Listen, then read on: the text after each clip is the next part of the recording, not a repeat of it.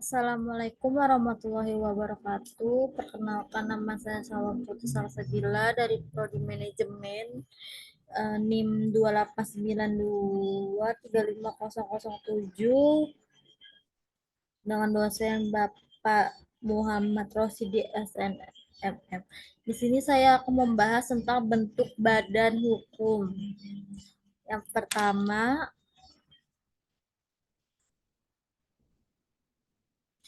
pembahasannya yang pertama ada Handelszacht, dan kedua ada korupsi Undang-Undang RI nomor 25 tahun 1992.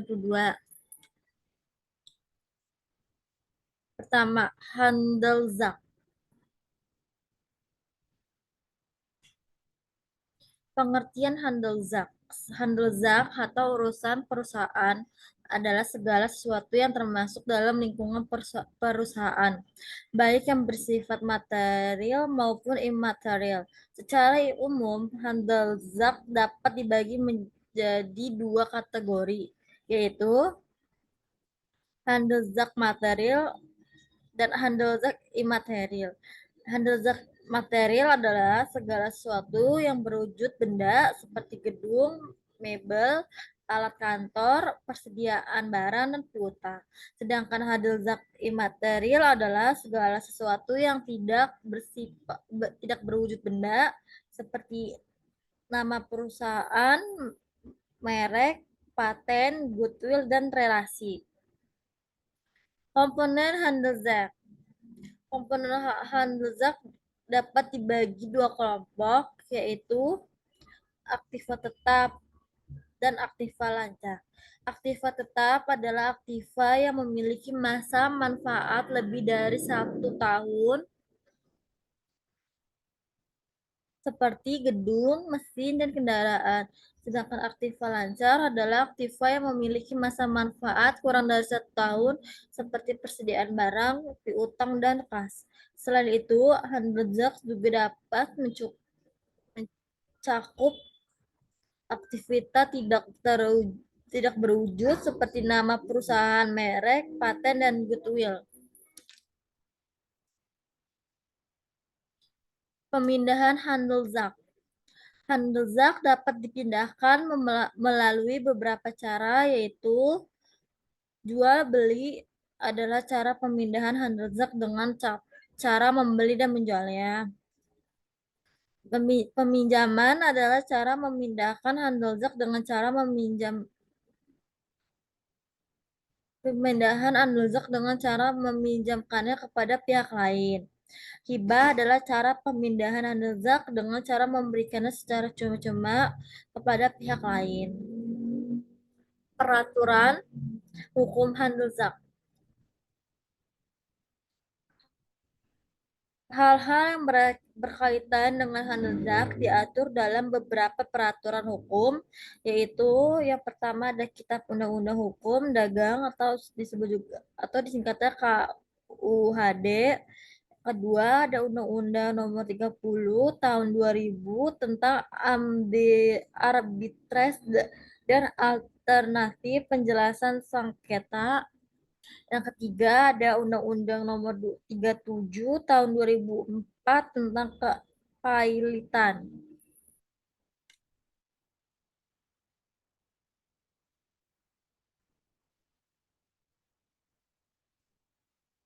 Nah, terus di sini juga ada Handelszacht atau urusan perusahaan, mencakup satu, benda tetap atau benda tak bergerak. A. Yang bertubuh itu ada tanah, kapal terdaftar, gedung di atas tanah milik, dan lain-lain. B. Yang tak tertubuh itu ada hipotonik dan lain-lain. Yang kedua itu ada benda tidak tetap atau bergerak. A. Yang bertubuh ada mebel, mesin-mesin, mobil, alat telekomunikasi, buku-buku, dan barang dagangan. B. Yang tak bertubuh ada piutang, gadai, nama perusahaan, merek, paten, goodwill, nama perusahaan. Yang ketiga itu ada yang bukan benda utang. Itu ada utang langganan, rahasia perusahaan, relasi dan lain-lain. Terhadap terhadap benda tetap dan tidak tetap, maka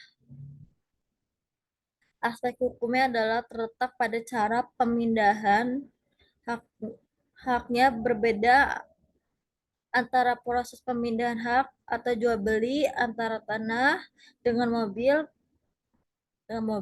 Prinsip bahwa pemindahan hak atas barang tetap tidak dapat serta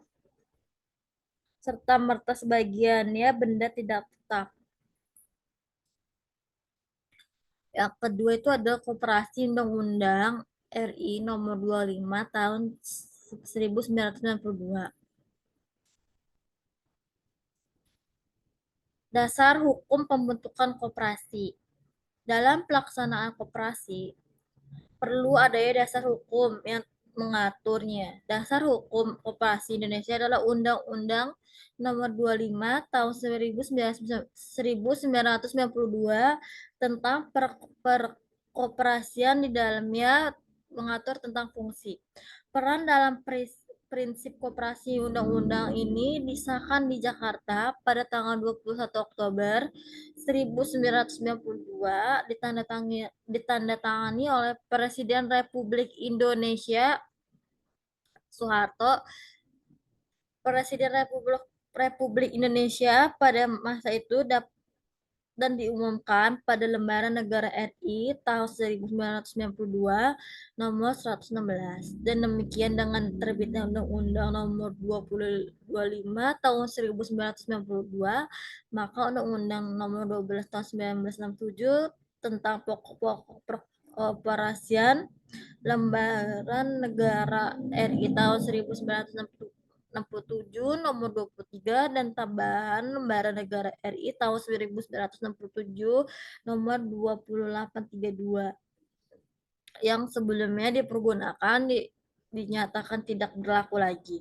Koperasi Indonesia berdasarkan Undang-Undang Nomor 25 Tahun 1992 dipandang sebagai suatu badan usaha yang dibentuk oleh anggota-anggotanya untuk melakukan kegiatan usaha menunjang kepentingan ekonomi anggotanya sehingga mencapai kesejahteraan anggotanya. Dasar Hukum Koperasi Indonesia yang pertama itu ada Undang-Undang Nomor 25 Tahun 1992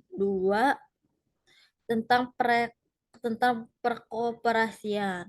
Yang kedua itu ada Peraturan Pemerintah RI Nomor 4 Tahun 1994 tentang persyaratan dan tata cara pengesahan akta pendirian perubahan anggaran dasar koperasi.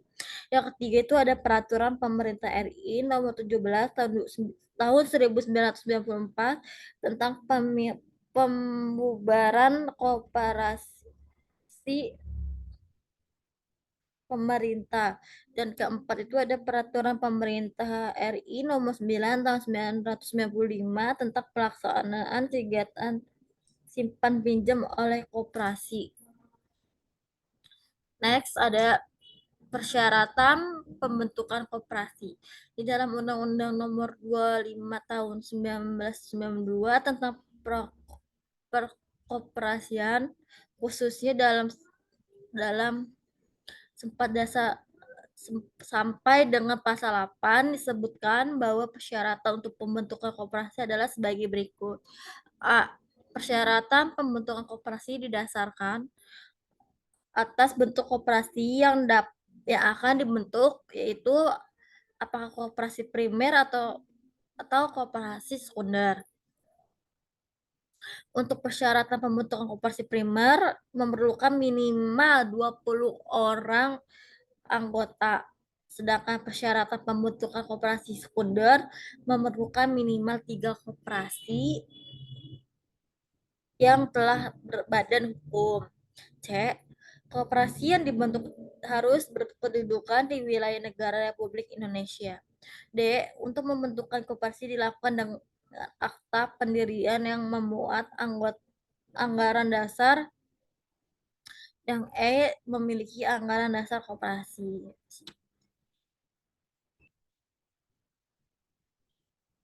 Nah, itu saja yang saya bisa sampaikan. Mohon maaf bila ada salah-salah kata. Wassalamualaikum warahmatullahi wabarakatuh.